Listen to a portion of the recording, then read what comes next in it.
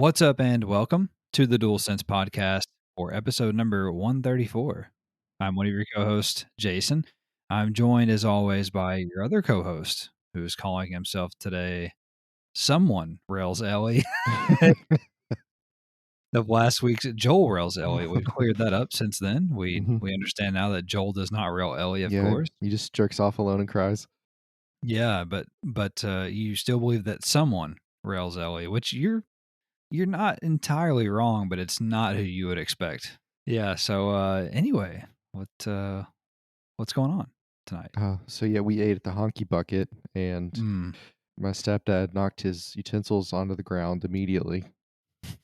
And then, of course, they brought him a new set. And then when he's ordering his food, he says to the woman, I want pinto beans, and you can leave them soupy because I'm getting cornbread. I've never heard somebody order like that. What does that mean? They come soupy. Yeah, he said you can leave them. Like, I didn't know they strain them. I don't know what he's saying, but he said because I'm getting cornbread, as if like he said it like he was telling me about it, not ordering it. And then he, of course, he eats them with a fork until he has about half the bowl done. Then I guess he realizes he should use a spoon, and he goes to pull his spoon out and knocks that on the floor. We're on spoon number 3. Yeah, so we're on spoon number 3. He hasn't. God damn it, dude! He's also eating soup with a fork. Yeah, he was eating soup with a fork. Technically. It was a whole thing. It was the whole thing. I did ask the lady for a vial of syrup, though. Yeah, that's how they come there in vials. So, yeah, I said, what else do you call a tiny bottle? And they were like, a tiny bottle? I was like, okay. I love the idea of someone back in the kitchen at Cracker Barrel or the Honky Bucket, as you say, and instead of drawing blood out of, they're like back there like taking needles of syrup out of a maple tree. Yeah, just trees coming in all day. Yeah, just taking a vial of maple syrup out of a tree in the back. Yeah. Well, let's see here. I don't know if I have anything to say. I made a big switch today. I mentioned it last week. I think I changed internet providers, cut the cord, no more cable. We're doing the fiber internet now here at the household, which so far so good. And we are supplementing that with the YouTube TV. So we'll see how that goes. My wife is really not keen on it. She's very old school. She's very boomer-like in that way. She doesn't like new technology, and I'm perfectly fine with it. She is a boomer. You're not far off either. Yeah, she is a boomer, and I'm not technology. She's a Luddite, and I'm the opposite of that, which I can't remember what that's called right now. No, I'm not Amish. I'm an early adopter. A Quaker. This is fucking Handmaid's Tale now. Anyway, we're off the rails, way off the rails. So we got a busy show here. We got a big show. It's gonna be good. Well, I mean, at least I think so. I guess you all can judge. Who the fuck not at knows. this rate. Yeah, not at this rate. Anyway, we usually get together, Travis and I, and we discuss all of the week's PlayStation news, rumors, new game releases, and much more. We post new episodes every Monday on all of the usual podcast services around the world, as well as YouTube, where we also share gameplay videos. I recently shared some Insurgency Sandstorm, as well as some Oddballers. Of course, you can listen to the shows there as well. And we're also on social media. We would love to hear from you. Please find us on Twitter, where we go by @TheDualSensePod. We're also on Instagram, where we share virtual photography, Facebook, and we have a blog, which is called the DualSense Podcast, .wordpress.com. And look us up and let's chat some PlayStation. And without further ado or any further derailment here, let's jump into the news, starting with number 1. The UK's Competition and Markets Authority published their provisional conclusion regarding Microsoft's deal to acquire Activision Blizzard King, and their findings were not great for Microsoft. After a 5-month investigation, British regulators believe the deal would, quote, result in higher prices, fewer choices, or less innovation for UK gamers, end quote. They also believe that the Call of Duty franchise will be important to the growth of cloud streaming, and that Microsoft could stifle competition by making the IP exclusive to their services. This news means that regulators in the United States, the United Kingdom, and the European Union have all issued objections to the nearly $70 billion deal. The British CMA did propose several potential courses of remediation that would convince them to allow the deal. Those options include Microsoft doing one of three things: selling off the Call of Duty franchise, selling off the Activision business segment altogether, Mhm. or just selling off both the Activision and the Blizzard segments. The Brits were also open for proposals on other courses of action as well, which is highly likely, I would say. For their part, Microsoft issued a statement that said, in part, quote, "Our commitment to grant long-term 100% equal access to Call of Duty to Sony, Nintendo, Steam, and others preserves the deal's benefits to gamers and developers and increases competition in the market." Ellipsis. What does 100% mean? When we say equal, we mean equal. 10 years of parity on content, on pricing, on features, on quality, on playability, end quote. However, Wedbush securities analyst Nick McKay and Michael Pachter believe that the CMA's provisional findings of the acquisition indicate that they know they have a losing legal argument, so they will settle for quote unquote behavioral remedies instead, such as Microsoft's 10-year full parity agreement referenced above that they struck with Nintendo for Call of Duty. Okay, so we've got what appears to be bad news for Microsoft, followed by some what this one security analytics firm believes is really nothing to do about, and that they think will go through pretty easily. I think I don't know if I included it here, but I think they feel like the deal will close by the end of May. So anyway, what do you make of everything here? I didn't know people played Call of Duty on Nintendo. That's new. That will be a new thing. Yeah, they don't yet, or they haven't since Wii, but they will again. Well, I mean, I think the original findings are decent, right? This I think the CMA isn't wrong. The Hmm. deal could result in higher prices and fewer choices. I agree with that. I Yeah. think what's interesting is they brought up innovation for the gamers. Like, you don't really hear that a lot when you talk about purchases or mergers. Like, nobody really talks about innovation other than, well, I mean, Apple bangs on about it for 10 years, but that's an interesting thing to bring up in this situation, and it makes it sound like they actually have a little bit of an understanding of the gaming industry, which is kind of refreshing. You know what I mean? So that was Hmm. cool. I thought that was really interesting, actually. Okay, so I don't know. I still think that Microsoft is doing a bit of grandstanding when they talk about the 100% equal access. Like, do you really think that they're going to make it equal across the board? Like, of course not. They own it, so they're going to be like, you have different things on Xbox. Like, it might be stupid stuff like cosmetics or another playable character, or you might get early access on a Warzone map. I don't know, but there's no way that it's going to be equal across the board. Like, there's just no Hmm. way. And as soon as they don't do something that's equal, people are going to lose their mind. They kind of put themselves in a position to where they literally have to go hand in hand with everything, or people are going to lose their mind. And I don't know if that would violate, like, if the CMA comes out and approves it finally, or the US does and all these other places, and the deal is, yeah, it's 100% across the board, and then they, year 2 decide, you pre-order it on Game Pass and you get 3 extra characters or 3 days early access. Like, that's not equal. Hmm. And even if you charge more for it, it's not equal. I mean, does that void the deal? Does that void the agreement? Right. Yeah, and I think therein lies the problem, because you have to at some point talk about what is reasonably enforceable, Right. right?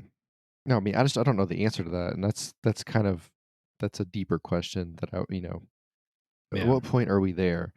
I don't know. And then, but I think you make a good point at the end, though. Like, everybody has their issues with it, but there's nothing really that's a strong legal argument. Like, how can you prove beyond a reasonable doubt that all of those things that they're worried about would happen? You can't. So Right. it's just not really a strong case, because can you use past precedents? Like, can you show other things Microsoft has bought and have made exclusive? Could that be your, like? I just don't think that really I works. would assume. Yeah, I would assume so. I think there's going to be compromise. We've talked about it for a long time now, that we knew pretty much that eventually this was going to end in compromise, with Microsoft giving up something or making some type of concession to get regulators to allow the deal. And I do want to note that the Michael Pachter guy is traditionally wrong on most things that he says. So there has been some jokes online today that, oh well, Michael Pachter said it, so it's going to be the exact Yeah, opposite. So it's the Pachter principle. yeah, that's funny. But the thing about, like I mentioned a second ago, the thing about these behavioral remedies, like, saying, letting Microsoft say, yeah, we'll give Sony a 10-year deal, full parity.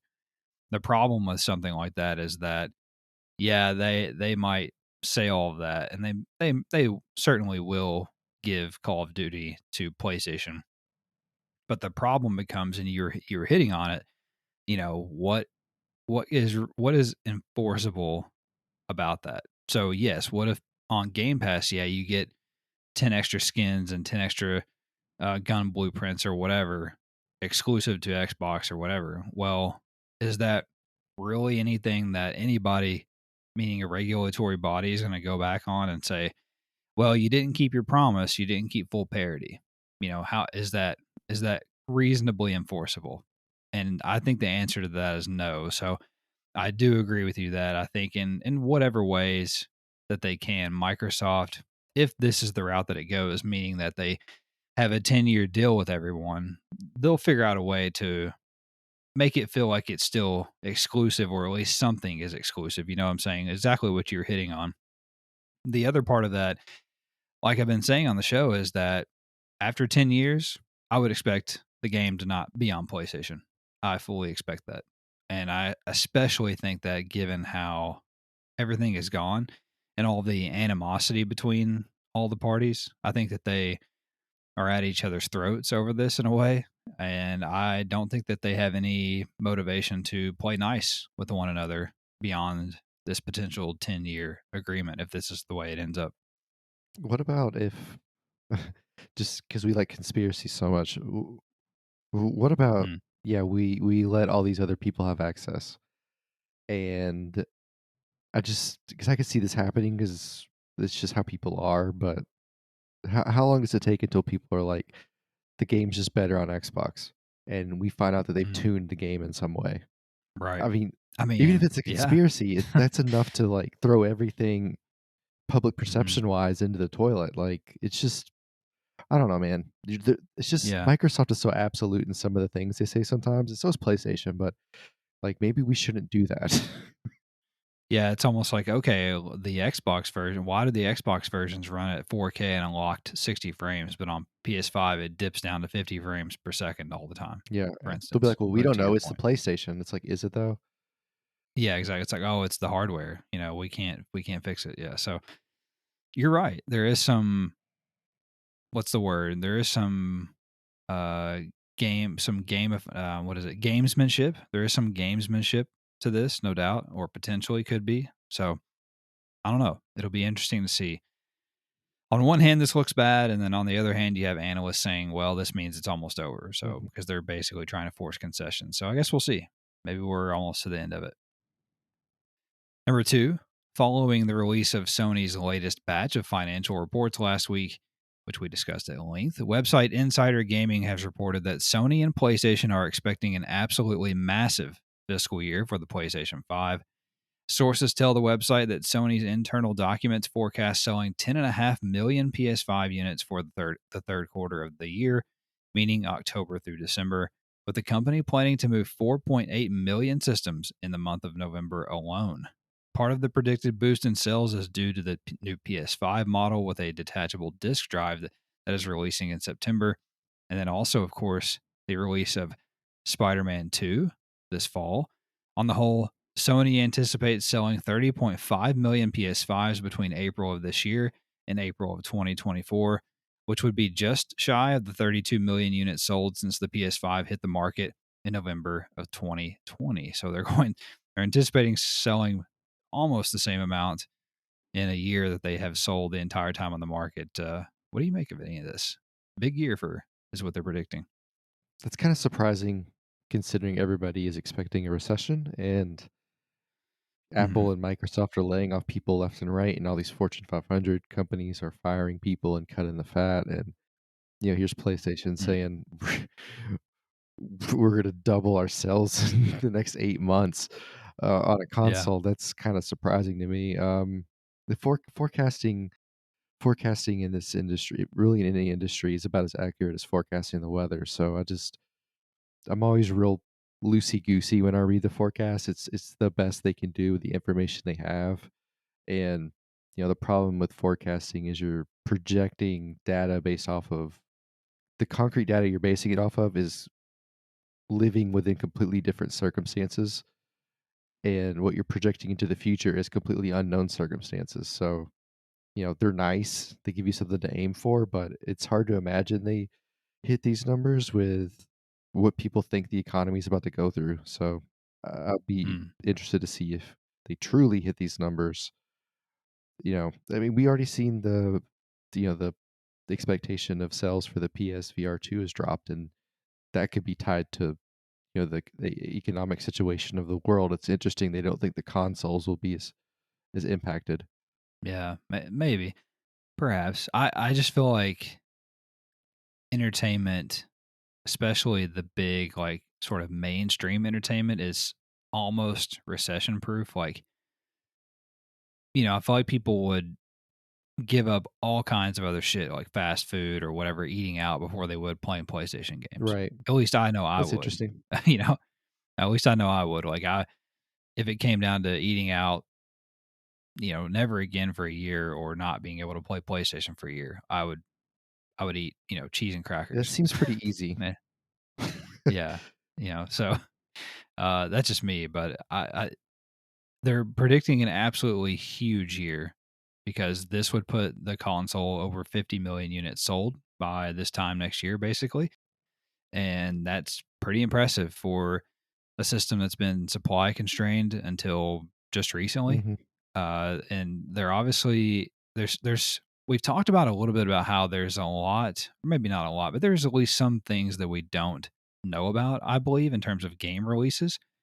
Of course, Spider-Man 2 is the biggest release left this year for PlayStation in particular, maybe altogether. It's going to be releasing in September, I believe, which is part of why they're predicting to sell 10.5 million systems between October and December. I believe in large part due to Spider-Man 2.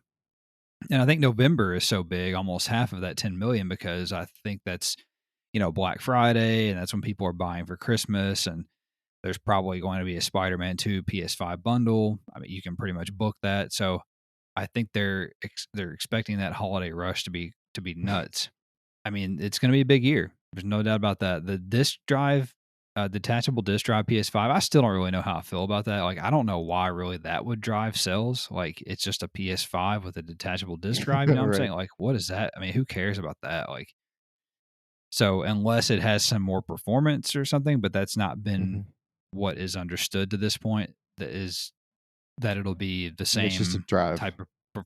Yeah, it's just a one with a drive Mhm. is all we know about at this point. So Mhm. either way, big year for PlayStation 5 Mhm. that Sony is preparing To your for. point, what's interesting about things being, recession proof, it's like the movie industry wasn't recession proof, but the video game industry Yeah. is. That's a huge flip in, like, the cultural fabric. That's very interesting. It's like the 3 things that are really recession proof, at least in the last, what, 15 years, has been, sports, Mhm. video games, and prostitution. And, That's funny. I mean, I would buy that. I you could could buy buy the that. prostitutes? No, I Oh, could buy. sorry. I mean, yes, but I could buy that. Mhm. Prostitution was recession proof. Sure. Oh man. Number 3, Sony may have quietly acquired its newest first-party PlayStation studio as a new job listing discovered this week for a senior dialogue designer at PlayStation states that the position will work on, quote, major AAA projects alongside our partners at studios such as Naughty Dog, Santa Monica Studio, Guerrilla Games, Firesprite, Ballistic Moon, London Studios, Housemark, Media Molecule, Insomniac Games, Sucker Punch Productions, and more, end quote. Notably, all of the teams mentioned by name, with the exception of Ballistic Moon, are PlayStation owned developers. Ballistic Moon is located in Farnborough, United Kingdom, and was founded by former leads at Until Dawn developer Supermassive Games. Their first game was discovered last summer to be a PS5 exclusive codenamed Project Bates. So it appears that maybe Sony has bought Ballistic Moon. Otherwise, I mean, they are certainly mentioned above Good Company, all first party teams. Do you take away anything from this? You sound like you're from London. Bombao. Sure, man. It's on the list for a reason, and those are all first party studios, so it seems like a dead giveaway, right? Mm. Like when they released that thing on Twitter that welcomed the new party they hadn't announced they'd bought yet. Yeah. Hilarious. It seems like it's in that vein. Like you said at the end there, we know an exclusive they have, and it's PlayStation exclusive, so that makes sense. It's cool. I think it's interesting they want another first party studio in England. I think that's really interesting to me. Yeah. Couple thoughts about this. First of all, if they were not, they being Ballistic Moon, if they were not a first party studio, then they're just part of the and more, right? Like Yes. every it's Why name the them? it's all those people and then and more. And Ballistic Moon is part of the and more. Because otherwise, like you said, why name them? In my opinion. Like so very telling, in my opinion. And I think that they accidentally let one slip. I don't think that we're going to get an announcement of this anytime soon because of as we've talked about, the Microsoft Activision deal is, I think, holding some of this stuff back. I don't think we'll hear about this until the summer, maybe later, or at least until it's evident that the Activision deal is going to go one way or the other. But I think this the writing is on the wall, quite literally, for this one, and it's exciting because Until Dawn I think is one of PS4's best games, so it's good to get some of that talent in. It appears that they're working on some type of what sounds like Norman Bates, Alfred Hitchcock, maybe Right. scary sort of game. I mean, you That'd think be you kind of can? cool. Yeah, I agree. I think that'd be very cool, and especially if it's in the vein of something like Until Dawn or Heavy Rain, something like that. That's definitely something that Sony is missing in the stable now that they fired Quantic Dream and they're not making the Detroits and the Heavy Rains of the world. So an opportunity there for sure. I also think it's a very cool studio name. I think Ballistic Moon is a good name. So Yes. yeah, but yeah, we'll see. I think we'll have to wait a little while to get confirmation on this one, though. And I think also it's a good point that you said about them having another team in the UK because it makes me think about last year how they bought a new building to move their London or their European headquarters into. That was like 150,000 square feet or something like that, and they like doubled or tripled their size, meaning PlayStation. So I feel like they really, for whatever reason, want to have this huge giant foothold in the UK for whatever reason. So definitely fits that bill as well. Number 4, and this is a long one. You guys will have to bear with me, but I went down a rabbit hole and I got very intrigued.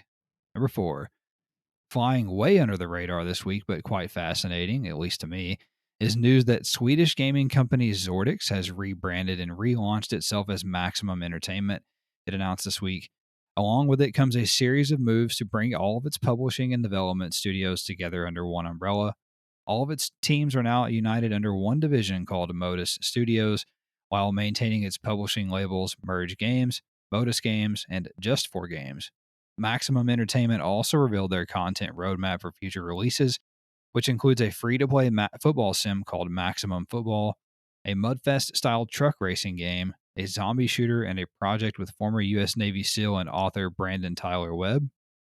Maximum Entertainment also announced that a $30 million line of credit, which will allow it to invest in its own IP and pursue more studio acquisitions, including the acquisition of Romanian developer Fun Labs, who are most known as the developer of the long running Cabela's hunting game series. Maximum has used the rate restructuring as an opportunity to clearly define their niches in the industry for games it chooses to produce as well. Merge Games will focus on titles with mass market appeal and unique indie games. Modus Games will focus on live service and AAA titles with a focus on fighting games and sports sims. And Just for Games will focus on casual and family oriented games. Maximum Entertainment's first big title is the aforementioned Maximum Football, which CEO Christina Salih, Mhm. I don't know. Let's go with Salih. Christina Salih told website gamesindustry.biz that it is not trying to be a direct competitor to the behemoth that is Electronic Arts Madden, saying, quote, "We are a Madden poker, not a Madden killer. We came up with some ways we could compete in a gameplay way. It's about picking the category or genre that you think you can make some noise in, or at least be a super viable alternative," end quote. Salee added that Maximum identified the American football sim and by default Madden as a niche that they could strategically operate in, saying, quote, "When you look at Madden, there's nothing else besides very arcade mobile options. I see it's a gigantic market and they're making a cajillion dollars. There are people who want more customization opportunities and more control over how they are playing. Let's give the people what they want and go play in that space. If we did 2% of Madden, it would double the size of the company. It's being smart about that, always being self aware, and saying we aren't trying to launch a $1 billion football franchise. I think mid sized companies can do that. They can go look at a really big category or genre or competitor and compete in a creative way," end quote. And finally, Salee shared that she believed mid sized game companies, AA companies, if you will, are built to thrive the best in the current questionable economy simply because their scale and scope allows them to be nimble. She said, quote, "The big guys are very big ships to turn right now. You can see it with Ubisoft. It's hard to turn that ship to be able to deal with changes in the industry. Ellipsis. These mid-sized companies are going to creep up to become the big guys because we can take advantage of what's happening." End quote. Okay, so I thought all this was very interesting. What do you take from this?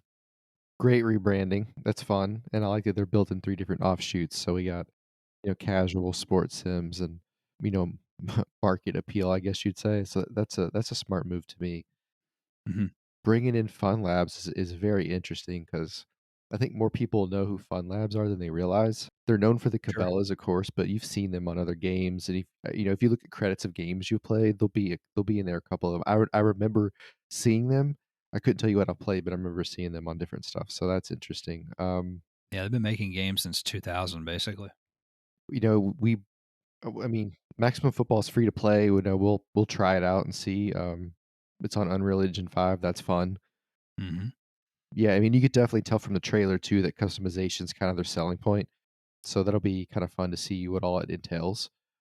But as far as what she said, she is right that, you know, at least there's nothing really besides Madden, right? Like there's not even college football right now. We're supposed to get it next year, but who knows? So to have a marketable player in the same arena that's maybe less serious or offers things they don't, that's a smart move. She's saying the right Hmm. things. Like, and she's right. At 2%, doing 2% of what Madden does would be fucking insane. I Like, thought that, yeah, I agree. I thought that was so interesting. and she's saying a lot of the right things, like the double A companies, so to speak, they should be more nimble, right? They have to be smart about what they're doing. And, finding a niche and doing it well, that's something they could do. Like, that's not completely out of the realm of possibility. Like, she's saying all the right things that, if she was my CEO and she's saying those things, I'm like, that's what I want to hear, right? The only thing is at the very end when she says the mid-sized companies can creep up and become the big guys. Well, you just told me you weren't trying to kill Madden, so which one is it? Right. Right. They'll never kill Madden unless Madden kills itself. They're too big, Sure. and But to her point, though, if they're super creative within the genre, they can compete in their own way, and that's I think that's Yeah. what the option is for these mid-sized people. It's like we've talked about before, like what does Insurgency offer or Hell Let Loose offer that Call of Duty or Battlefield doesn't? Right. Like that's kind of they could be that version of a lot of different games, of a lot of different genres. And that's what I want eFootball to be to FIFA. And hopefully Maximum Football can be this to Madden because, Madden doesn't do it for me, but you know, there's a market there they could definitely take advantage of.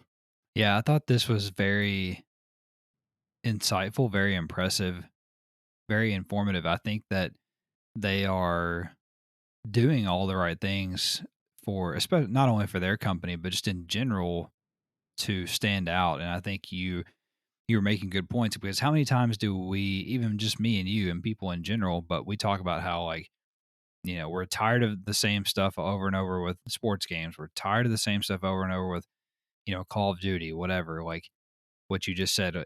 And if you just take that feedback from people like me and you and like other people, because there's a lot of them out there, and you do what she was saying, which is you listen to them, you go play in the space, you give the people what they want, and you go make a game that does the things that those other big boys don't do, then yeah, I can totally see a situation where you can go do 2% of Madden. You know what I'm saying? Like, if you just listen to what people are wanting and what they're saying, and you cater and design to that, I mean, it's amazing. It sounds simple, right? It's like you fix a problem for someone and you make a lot of money. That's, rinse and repeat. It happens all the time. But like, it sounds simple, but yet all of these gaming companies, not all, a lot of these gaming companies, especially the bigger ones, don't do that. They just, for whatever reason, I guess it's maybe because of what she was saying, maybe because the ship is too big to move, to turn, all at once to pivot and do things differently. And a lot of it's just really because of greed, and they have a model that's not broken. Yeah. Madden sells 20 million copies every year. FIFA sells 30 million copies every year. Why would they change? Yeah. Make me You know, change it is kind of what they're saying. Like, I yeah, hear you, but exactly. whatever. Yeah, exactly. But they're taking a strategic gamble, which I find so fascinating, on people like you and me, who you were talking about last week, how you can't stand MLB the Show because you have your issues with it. Well, they're going out and strategically targeting people like you who have certain issues with certain genres or franchises, and they're betting the house on that they can make a game that you will actually find appealing because it meets the needs that those big boys are not doing. And I think that's so cool. I think that's so interesting. I think it's really smart. And they're starting with football, which, as we just said, is a big behemoth. They're not doing it with soccer, which there already is a FIFA competitor coming. There's that free to play Unreal Engine 5 soccer game, which I can't remember the name of right now. But it's really cool that they're starting with American football. And I sent you guys the trailer for it this week, and I think it looks, I mean, especially for a free to play game, I think it looks awesome. Like, Mhm. some of the animations are stiff or whatever, but like for free to play, like, Yeah, what do you expect? I mean, I'm there, and you get dynasty mode, and you get full customization and Mm. online and offline play and Make co-op and all this stuff. I need a boxing game. Let's go. Yeah. So I also think it's along those lines. I think it's also very smart to just pick genres, right? And even subgenres, and focus on those. And they talked about sports sims Mm. and whatever in racing games and stuff like that. Like, it makes total sense. Like, don't make another open world RPG or whatever per se. We have dozens, hundreds of those.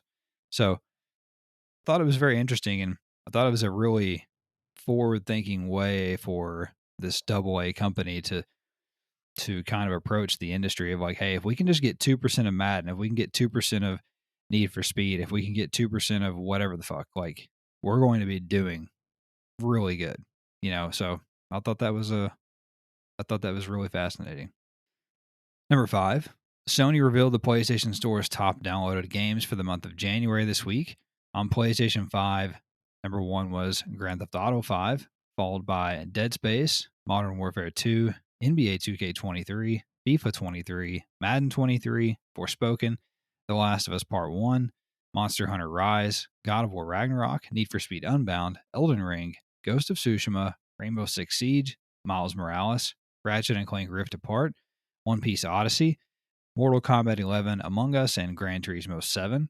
Over on PS4, the most downloaded game was Minecraft, Modern Warfare 2, Red Dead Redemption 2, The Forest at number 4, there it is, FIFA 23, Grand Theft Auto 5, The Last of Us Part 2, NBA 2K23, Gang Beasts, of all things, Need for Speed Payback, Madden 23, UFC 4, The Last of Us Remastered, Need for Speed Heat, God of War, A Way Out, The Hunter Call of the Wild, or World as I have there, Persona 4 Golden, and God of War Ragnarok was 19, and then 20 was Ark Survival Evolved, and then PlayStation VR and free to play really had nothing notable there. So what do you make of the list here for the month of January from the PlayStation Store? God, GT 5. I don't know why it's in first again. What happened? Yeah. Dead Space surprised me too. I didn't expect that. Like, but these horror games, man, like Yeah.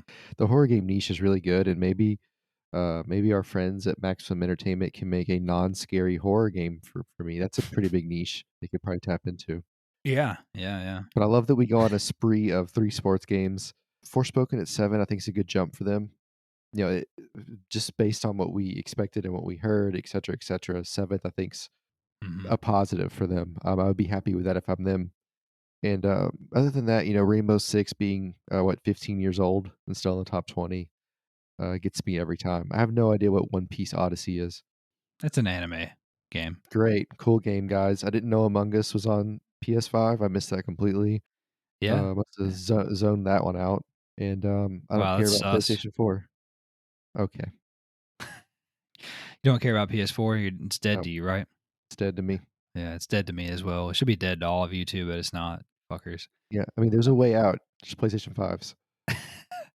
Yeah, I You don't mean, have to don't look for boy, them in the forest anymore. yeah, don't paint your ceiling or anything. Just buy a PS5. So, Yeah, yeah, it's GTA 5 back at up and at 'em again. Must have had a God, big so update.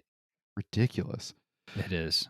It is. We're going to talk about more GTA 5 here in just a moment, but Dead Space very well, doing very well there, debuting at number 2, and it launched like January 26th, so it only had like 5 days on the on the store on the market, and debuted at second there. So that's very impressive. And Forspoken, I agree with you. I think 7 is very impressive for that game to debut there. It only had like 7 days on the market. I think it released on the 24th, and so for it to be seventh with only a week and with, like you said, all of the negative PR around it, etc., I think that's actually a pretty good spot for Forspoken, in my opinion. And let's see here, what else? Miles Morales, of course, just hanging in there as always. It's kind of like it's the PS4's version, or it's the PS5's version of the Forest. That's what Miles Morales is. Just going to hang around and hang around. And Rainbow Six Siege, I'm sad to report that I was one of those people, and I'll talk about that more later as well. But on PS4, Minecraft number 1 overall, kind of crazy. Red Dead Redemption 2, my favorites there, and then The Forest at number 4 is ridiculous. And then Gang Beasts really struck me. I don't understand why everybody's re-downloading Gang Beasts all of a sudden.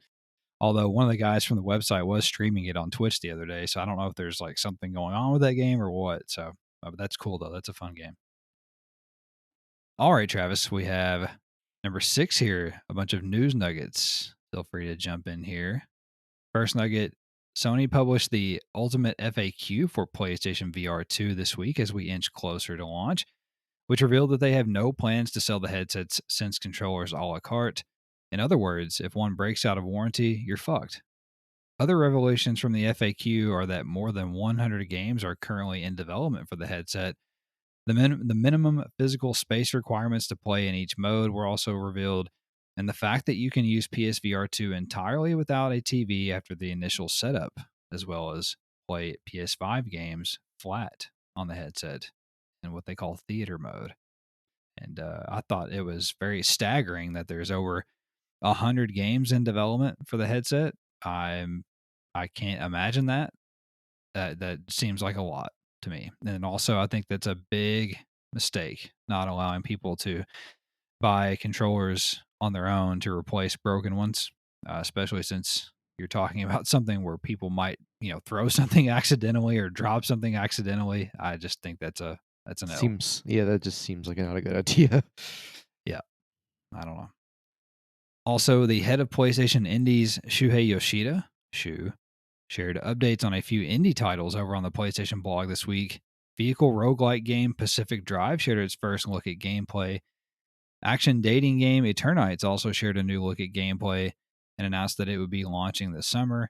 And Q Games announced that co-op brawler Pixel Junk Scrappers Deluxe is coming to both PS4 and PS5 later this year, and it looks fucking awesome. MLB The Show 23 is introducing a Soda Pacific Drive, by the way. MLB The Show 23 is introducing a new game mode called Storylines, which will put players in the shoes of specific players throughout the history of the MLB. The first topic to be covered at launch is the history of the Negro Leagues. Do you think you get to be Mickey Mantle getting a blowjob under the bleachers? Is that a thing? Yes. I'll have to find it.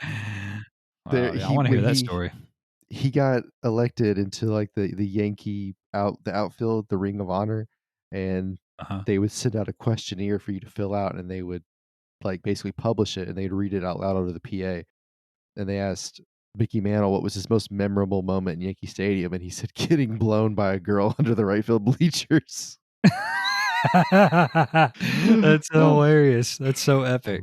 Um, no, but Wow. seriously, like, the storylines could be interesting, like, I assume, if the Negro Leagues are part of it, it'll be, Jackie Robinson's first game, it'll be like, you know, Roger Maris breaks the home run record. It'll be stuff like that, which, it's basically what 2K does with kind of their, like the Jordan mode or whatever. Yeah. Okay. Well, I mean, that sounds kind of interesting, I guess. Next nugget. Relaxing exploration slice of life game Garden of the Sea has joined the PlayStation VR 2 launch day lineup. Insider Jeff Grubb shared on his Game Mess Decides podcast this week that he is hearing a PlayStation State of Play will be taking place, quote unquote, in a month or so.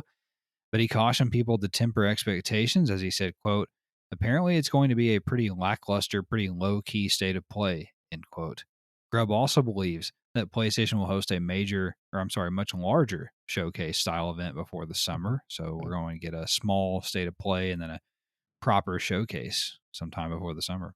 A tinfoil hat is they're Mm-hmm. not going to put out anything until this Microsoft thing is over because they don't want to, they want to Mm-hmm. imagine they have this huge showcase and like Spider Man and all these exclusive games and look how well we're going to do.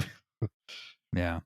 I think I agree with you. I think the big showcase will definitely be as far into the year as needed to get past the Microsoft Activision shit. The one in a month or so, actually, after I wrote this, Grubb tweeted out that he's actually hearing that it's going to be late February. So here in a couple of weeks, basically, that we're going to get a state of play. Which I do want to point out that I have been saying that either right around or shortly after the launch of PSVR 2, we would get some type of state of play, stream, something, because they have to start talking. So, I just want to point that out. But I think that this will be more along the lines of like updates on indie games or like some third party stuff.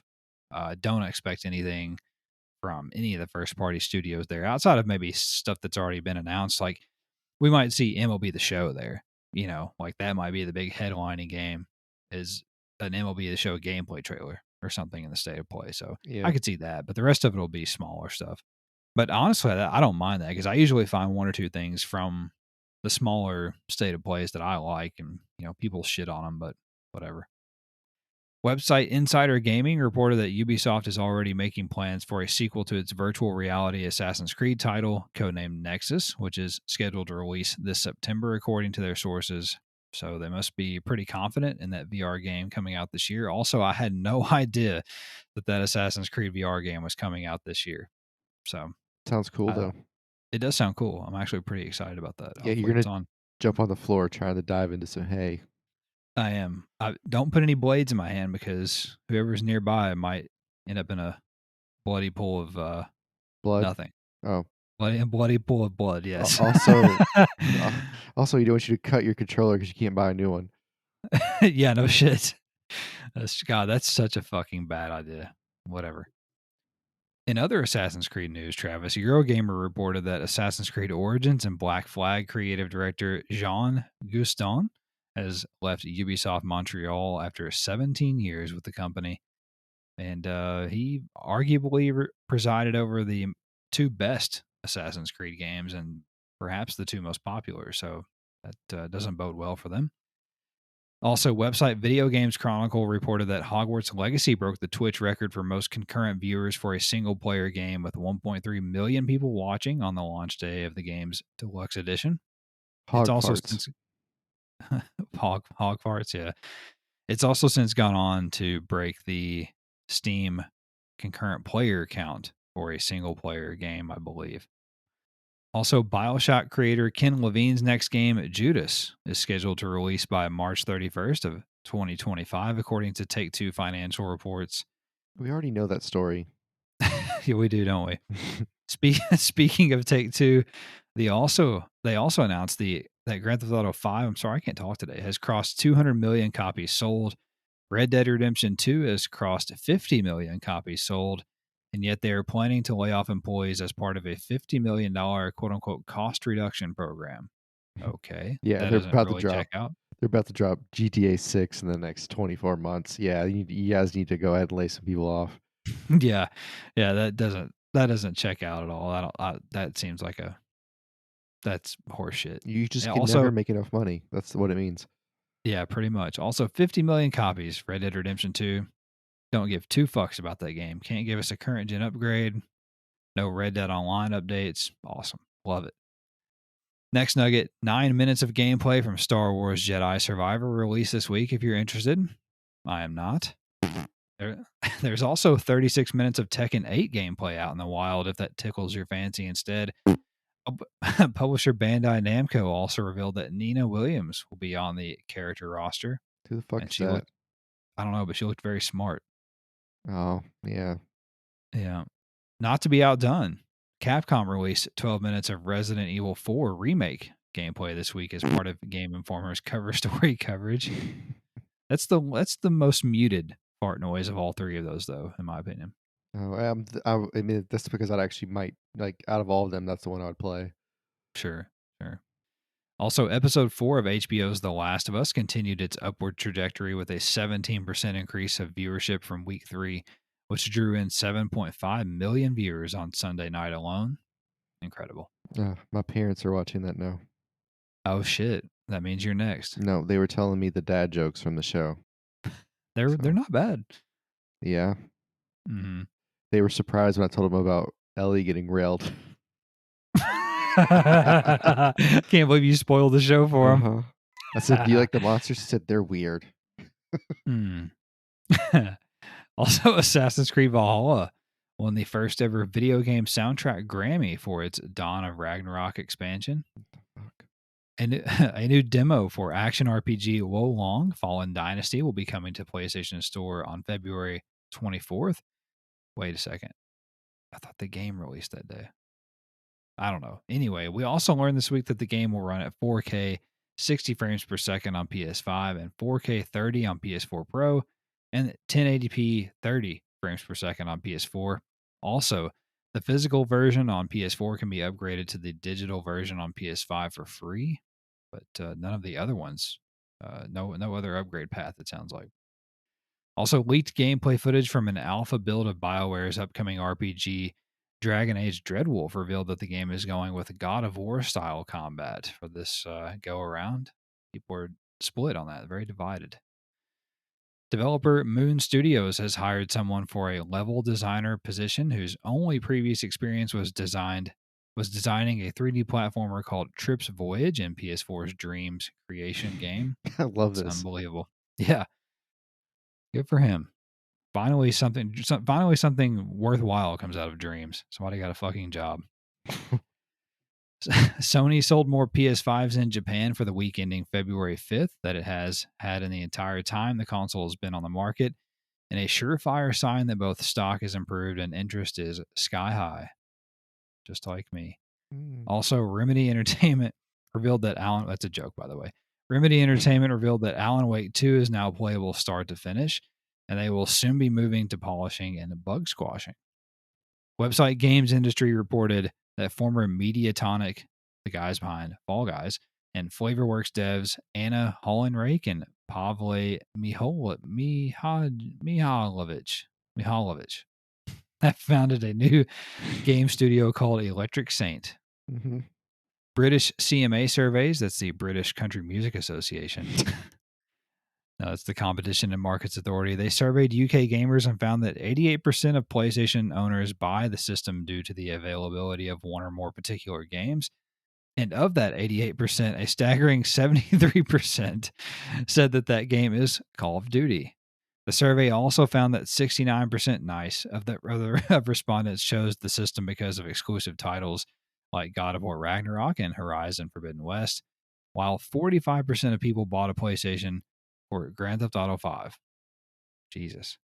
Elsewhere, Microsoft has subpoenaed documents of PlayStation's top executives related to the lawsuit filed by the United States Federal Trade Commission and what Sony has called quote unquote obvious harassment.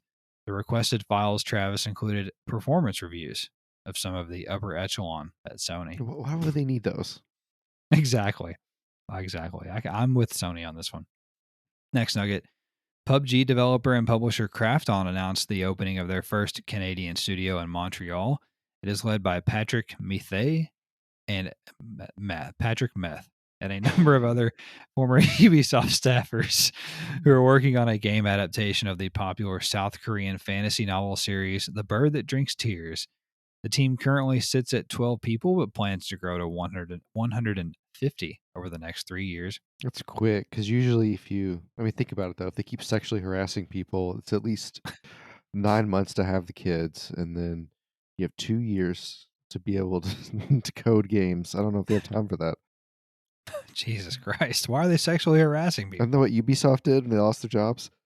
Oh, that's true. They could have got fired for that from Ubisoft. That's a good point. This sounds terrible. I mean, it just feels like they got 12 really fucking uber nerds, and they were like, they love this Korean thing.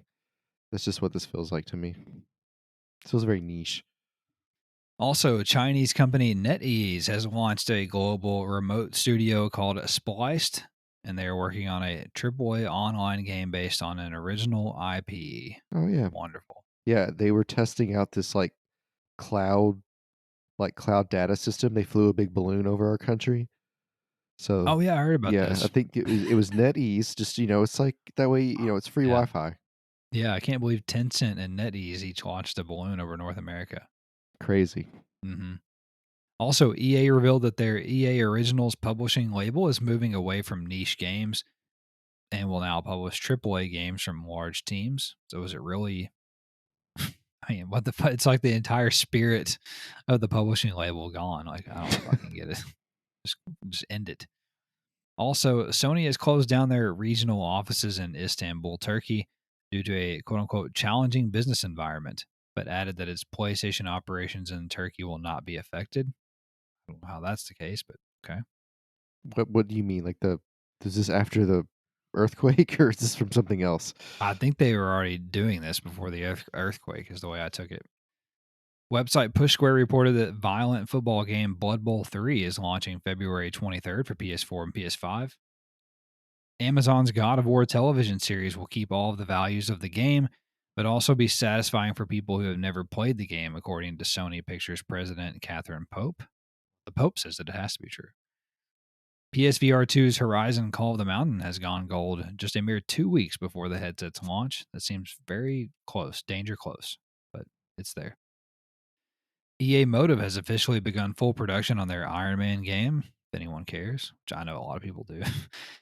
Overwatch 2 is getting a text-based dating sim event called Lover Watch on February 13th. It will run until February 28th. Wow. Yeah. Fantastic city building sim City Skylines is getting a PS5 version on February 15th. Let's fucking go. This enhanced version will be a free upgrade for current owners on PS4, which applies to the base game and all DLC as well. Awesome. Fucking awesome. Piggybacking off the explosion of popularity in the Last of Us IP, cyber criminals have been trying to scam people out of money by offering The Last of Us Part 2 as a download on a malicious website. Another website is claiming to offer a prize draw for a PS5 and a copy of The Last of Us Part 1 in return for users submitting their credit card information to cover a commission fee. Mm-hmm. Yeah, that commission fee goes straight into buying missiles for terrorists. Yeah, it's going to fucking NetEase. Jesus Christ. Also, French publisher Nacon announced another live stream showcase event for March 9th, in which they will provide updates on its 2023 releases, including Gollum, RoboCop, Raven's Watch, and more. They have a lot of interesting things that I have my eye on. Another Forspoken performance patch is incoming, as developer Luminous Productions has said they remain committed to the game. A limited edition Hogwarts Legacy themed DualSense controller dropped this week and is being sold exclusively through the official PlayStation Store. Siphon Filter Dark Mirror has been rated around the world for release onto the PlayStation Plus premium service. A trophy list has also popped up, likely ahead of its addition to the service later this month. A 2-hour trial of Tactics Ogre Reborn is now available on PlayStation Plus Premium. The Division 2 has had to delay its latest update because the process in which Ubisoft Massive updates the game is broken, leaving them literally unable to update the game in any way. They're left having to rebuild the entire update generation system before they can do so. Oh my god. What a bitch. Oh god, it's a disaster. Ugh. Next nugget. Website Gaming Nexus. The very prestigious website Gaming Nexus reported that developer Modus Studios is rebooting Doug Flutie's Maximum Football, the aforementioned Maximum Football, as simply Maximum Football, and it's coming to PS4 and PS5 later this year. It's been rebuilt on the Unreal Engine 5 and will be a free-to-play live service title featuring local and online play with a dynasty mode and full team customization. Fast-paced multiplayer first-person shooter Leap is coming to PS4 and PS5 on March 1st. Superhero turn-based strategy game Capes was announced to be heading to PS4 and PS5 sometime later this year, and it looks very cool. Mixed reality racing game Hot Wheels Rift Rally was announced for PlayStation. It will cost $130 for the standard edition and $150 for the collector's edition. And I still don't fully understand how this works, but it seems kind of neat, but I'm not paying that much money for something like that. Yeah, it's not $150 neat. No. Twisted Nordic Fable adventure game Bramble the Mountain King is launching for PS5 on April 27th. A demo is available now on the PlayStation Store. Retro-inspired RPG Sea of Stars is launching on PS4 and PS5 on August 29th. Website PlayStation Lifestyle reported that, according to Pavlov VR developer Bankrupt Games, the PSVR 2 is 10% faster than a PC build running a 3090 Ti GPU. The fuck does that mean? That's basically the highest end graphics you can get on PC. So that's very impressive, if true. Also, Pavlov looks fucking dope. I can't wait. A Watch Dogs Battle Royale was one of the many games publisher Ubisoft recently canceled internally. Can't really say that's a huge loss. Website PlayStation Universe reported that the following games received update patches this week: Conan Exiles, FIFA 23, Overwatch 2, The Callisto Protocol, Neverwinter, Dead by Daylight, Sifu, and PUBG. From Software's Armored Core 6 Fires of Rubicon can now be wishlisted on the PlayStation Store. The System Shock remake dropped 20 minutes of gameplay footage via website GameSpot if you're interested. Upcoming first-person shooter Atomic Heart will take about 20 to 25 hours to complete the game's story, and up to 40 hours to hit 100% completion, according to the game's director. Polyphony Digital's Kaz Yamauchi told GT Planet that Gran Turismo 7 was built from day one with PSVR 2 in mind, Travis. See, it's always been on Kaz's mind. New rumors suggest that Naughty Dog is indeed working on The Last of Us Part 3 for PS5, but with an ultimate eye for release on the PlayStation 6. Elsewhere, if Part 3 is real, Joel performance capture actor Troy Baker has said he wants to be a part of it, and it's most certainly real. I would be shocked if it's not. Activision has reiterated during its latest financial report that there will be a full-blown premium Call of Duty release coming in 2023. Insider Tom Henderson has since corroborated this news, with sources telling him it will release on November the 10th. Space shooter Everspace 2 is releasing on PS5 sometime this summer, but the PS4 version has been canceled. Thank God. Wrestling game AEW Fight Forever has resolved its ratings issue, as the official rating has been issued by ESRB and it achieved its desired T for teen mark. Sonic Origins Plus has been rated in South Korea, meaning that a release is imminent. Death Stranding 2 actress Elle Fanning said on Hideo Kojima's latest podcast that the game quote-unquote looks so outstanding, but will quote-unquote get so much better. Kojima added that they are using new technology to performance capture for the sequel. Website Gematsu reported that Rabby Ribby developers Kree Spirit and Gemma Yu announced Tevi, a Metroidvania side-scrolling action game for PS4 and PS5. It will launch sometime in the third quarter of this year. Publisher 505 Games announced drift racing game Driftsy for PS4 and PS5. It will launch sometime this spring. Shoot 'em up game Raiden 3 Cross Mikado Maniacs is launching June 6th in North America D-Day. and June 9th in Europe.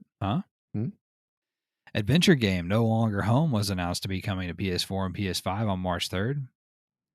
Co-op escape game How to Escape was announced for PS4 and PS5. It is due out sometime this year. 90s style arcade fighting game Verdict Guilty is coming to PS4 sometime later this year. Action adventure game The Crown of Wu will launch for PS4 and PS5 on March 24th. A demo is available now for PS5. Batsugun Saturn Tribute Boosted will release for PS4 worldwide on May 25th. Publisher Marvelous and its subsidiary Xseed Games will bring Tuhao Shinsekai. Longing for an alternative world. Me too, buddy. The PS4 and PS5 in the West, but no release date was given. We're definitely in the shitty timeline. We are. Dead Cells Castlevania DLC launches March 6th for PS4. Adventure game Ghost Trick Phantom Detective was announced for PS4. I don't know. I was thinking about because you were talking about prostitutes, or I was thinking about turning a trick with a ghost trick. You turn in a ghost trick. You can pay a ghost to come rail you. Yeah. Anyway, Ghost Trick Phantom Detective was announced for PS4 and it will release this summer. Developer Level 5 announced crime suspense RPG Deca Police. That's 5 for PS4 and PS5. Yes, it is. It is. I thought Deca was 10. It is planned 10. for a. It is planned for a worldwide release sometime this year. It's a decahedron. Yeah. Decahedron floating through the universe. Don't Not announced a narrative-based game Harmony: The Fall of Reverie for PS5. It's launching sometime in June. I know we're on episode 1700, but when you read, whenever you read these and you say it's releasing sometime in June, I just imagine they're like, I don't fucking know. Just one day in June we'll release it. Yeah, it's like whatever day feels right. I don't know. Yeah. Square Enix has released a demo for Octopath Traveler 2 for PS4 and PS5. Oh my. You can play for 3 hours, and your save data will carry over to the full game when it launches on February 24th. Atelier Marie remake, The Alchemist of Salberg, was announced for PS4 and PS5, and it will launch worldwide this summer. Bandai Namco announced We Love Katamari Reroll and Royal Reverie for PS4 and PS5. It is due out on June 2nd. What does reroll? What does reroll mean? I don't know. But how about somebody having the balls to actually put a date on a game coming out in June? That's how you fucking do it. Free-to-play side-scrolling battle royale Dead Side Club, which looks very cool, was announced to be coming to PS5 later this year. The first gameplay footage for first-person heist game Crime Boss at Rockay City was revealed this week if you're interested. And finally, Travis. Huh? Everyone's interested. People are feeling pretty mid about that. Why? I mean, it looks like it looks fun. perfect. Yeah, it looks perfectly fun. Yeah, it's fine. It's not going to blow us away, and it's not going to disappoint. Probably, it's just going to be in mid. Not everything has to be like, you know what I mean. It doesn't all have to make money like Avatar or something. It's fine. Yeah, we can have 7s out of 10s, guys. You need 7s out of 10s. Yeah, yeah. There you go. There you go. And finally, Travis Gamati reported that strategy survival RPG Monster Menu, the Scavenger's Cookbook, will launch for PS4 and PS5 on May 23rd in North America, and then on May 26th in Europe. And that is all for the news this week. And I'm going to turn it over to you now for this week's new games. All right. On the 6th, we have Dicey Dungeons. We had Round Invaders Rush 2 on PS5. That could be fat people or just, I'm really not sure what's around, but they're definitely invading. On the 7th, we have Prison Tycoon Under New Management on the 5 and the 4.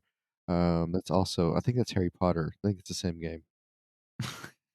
On the 8th, we have Falling Blocks on the 5 and 4. Guess the Animal on PS5. Kianjazoku game on PS4. They just put game in the title. Okay. Fucking brilliant. All right. The Redress of Mira on the 5 and 4. Vigor, The Last King of Days on PS5 and 4. On the 9th, we have Alice in Wonderland, a Jigsaw Puzzle Tale on PS4. Arcade Archives and Magical Speed on PS4.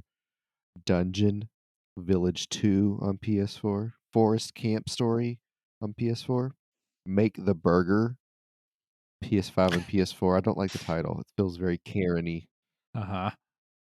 We also have Pocket Arcade Story on PS4, Task Force Alpha Afghanistan on PS5 and PS4. You'd think we would have heard of that. That seems like something we would accidentally hear of before now. I'll have to look that up. We have also World Baseball Classic eBaseball Power Pros on PS4. And on the 10th, we had the biggest release of the week, Hogwarts Legacy on PS5. Wonderful.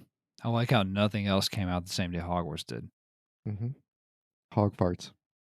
Hog farts, baby. All right, and that is all for the new games this week. And we'll start to wrap the show up now, like we always do, by discussing what we've been playing and anything that we're looking forward to. What do you got? Um, so we played actually I didn't play a whole lot this week. I turned on GT7 just to look for cars that I need to buy for the trophy. Those weren't there. Of course. Yeah, naturally. Probably do some driving this week since I have a real race next Sunday, so I need to do a Oh, little bit nice. of sim racing to get back in, just to get the muscle memory back, I guess. Hmm. I played a little Battlefield 1 while I was waiting for you to get on a couple of nights. Yeah, it's weird. Like, so the game loaded up and like the guns felt kind of weird, and the player movement felt different. But I can see people so much better down the sights on that game. I know the behemoths were. I just thought they were such a good touch to the game, so it was a lot of fun, and it still has the best sound design and destruction in any Battlefield game. So all that Sure. still goes forward. I popped it in first game. I went 15-7, and I think I started like 0-3. So picked up where I left off, basically. Yeah, it was fun. I had a good time with that. I played Amines. I played Sinai. I played another map. What did I play? I don't remember what it was. It was one of the mid maps. That's why I don't remember. But anyway, yeah, the game is fun. There's still a lot of people on it. Like you find a game immediately. And I Good. made sure I rode around in some planes. That's my favorite thing. Is the vehicles. So flew around on those. Had a good time with it. It's still fun. It's just satisfying. It'll always be fun. So I just have it on there to kill time if I ever get the urge. We played the new Battlefield, and nothing crazy to report there. I did get a 711-meter headshot, You did. Yes, you and did. immediately got my head blown off with a pistol. Like literally, I pulled the trigger, got the kill, because there was like a flight time on the bullet. Like I didn't look. I did. I kept the scope up, so like I pulled the trigger and I watched the flight path because I was expecting to miss, and I was gonna try to re-engage. So I watched the bullet for like 2 or 3 seconds, which is fucking forever. And then immediately got my head blown off by like a magnum, so that was pretty cool. But yeah, the reworked map is a lot better. It's so much better than it was before. And the big exploding tanks are a fucking awesome touch. And Hmm.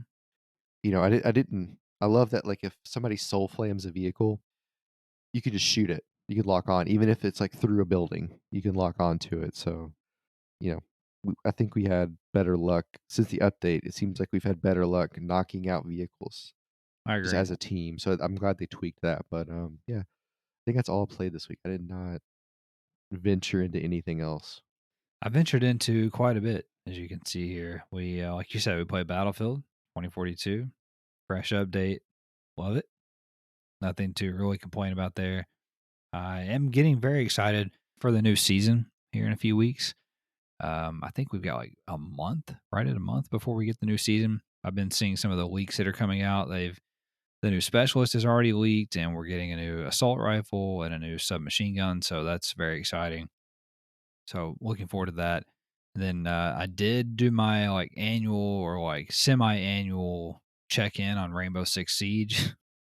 I download that like once a year and play it for a little bit. Perfectly fine. It's a fine game. Nothing really else much to say about it. Not much has changed. I can tell you that much. I did play a little bit of Cult of the Lamb. I'm lapsed from it back from last year when it launched. It just got busy, wasn't able to play it, so I played a little bit of it, probably a couple hours this week. It's still wonderful, but I am a little lost as to what I was doing because it's you're like managing your cult and all that. So I was a little bit lost as to what was going on. So I may have to eventually end up just starting over with that. I also downloaded and played Back for Blood, that first person co-op zombie shooter. Jacob wanted to play some of that, so downloaded that. Been playing through that. I think we're finished with like the first act of the game. And speaking of 7s out of 10s, it's probably one of the most 7 out of 10 games I've ever played. It's perfectly fine. It's serviceable. Doesn't do anything really to blow you away. It doesn't do anything different, but it's not bad either. So I very firmly 7 out of 10. Like I mentioned earlier, played some Insurgency, re-downloaded that as well. It just had an itch for the mechanics and everything of that game. Played that for a few hours as well. Captured some gameplay footage. Still very good, and I'm looking forward to hopefully the PS5 update that is allegedly coming out this year. I don't remember if I talked about this last week or not, but I am back on Red Dead Online. I just couldn't stay away. I think that was probably inevitable, but I've just, been playing that kind of off and on in short spurts, and just feels good to be back. I wish we could get that PS5 upgrade. That'd be wonderful. And I don't even think it needs 60 frames. I just think it needs like better textures and a little bit more resolution and stuff, and maybe the ray tracing that they put in GTA. I think it could be sick. It could be so good. The last thing I've been playing is Hogwarts Legacy, or Hog Leg, as I'm affectionately calling it. And I'm not a huge Harry Potter fan. I'm not a huge Harry Potter guy. Never read the books. Maybe I read part of the first one or something. I've seen the first movie. I've seen the first 3 movies. 4 movies maybe. They're fine. They're not bad. They're 7s. But they're 7s. I called your house though. I called your house immediately. Did you? Yeah, Did you get it right? I told you what you're going to be at lunch. I'm Hufflepuff. You're right. Loyal, hardworking. Yes, so I'm a Hufflepuff, and I gotta say, this game is wonderful. Isolate that audio, please? Which one? I'm a Hufflepuff. I am Hufflepuff. It's a wonderful game. It's very good. It's so cool. I never would have imagined that I would say that, but it's really kind of what I was looking for. Like, I was in the mood for something like this, like an RPG, although I'm about to get pulled away from it with stuff for review, so I'll have to end up coming back to it. But it's just so cool. Like, it looks good. It doesn't look like the best, but it looks very good. You can definitely tell there's like some last gen jank going on, especially with like the facial animations. But all in all, it's good. It feels good on the DualSense. The environment is so cool too. Like, I find myself not fast traveling anywhere because I don't want to miss any of the environment. Like, the paintings move, and then like there's just like ghosts flying through the hall, and then like you'll walk by like the soldier, the plates of the sets of armor, coats of armor or whatever, and they just move on their own and shit like that. Like, it's all these like little flourishes in the environment that are really cool. And then the spell casting it feels really good so far. So I'm just kind of taken aback by it, I guess, in a way. And it's a really cool RPG so far. So do you say the spells into the controller? No, but that would be actually a cool little touch. But no, you do not do that. But your character does say them. So anyway, like I said, a little surprised by it. But it's very good. I think it's very deserving of the praise and the review scores that it's been getting so far, in my opinion. So I'll look forward to continuing on with that in my career as a Hufflepuff. So yeah, it's all I've been playing. It's all Travis has been playing. And that's it for our show. So if you enjoyed it, don't forget to subscribe to get a new show delivered every Monday on your podcast feed or YouTube. Also, if you could leave us a rating or review, that would be very helpful. Stars, hearts, thumbs up, comments, etc. All of it is very helpful. Also, if you could share us with a friend or a loved one who you think might enjoy the show, we would very much appreciate that as well.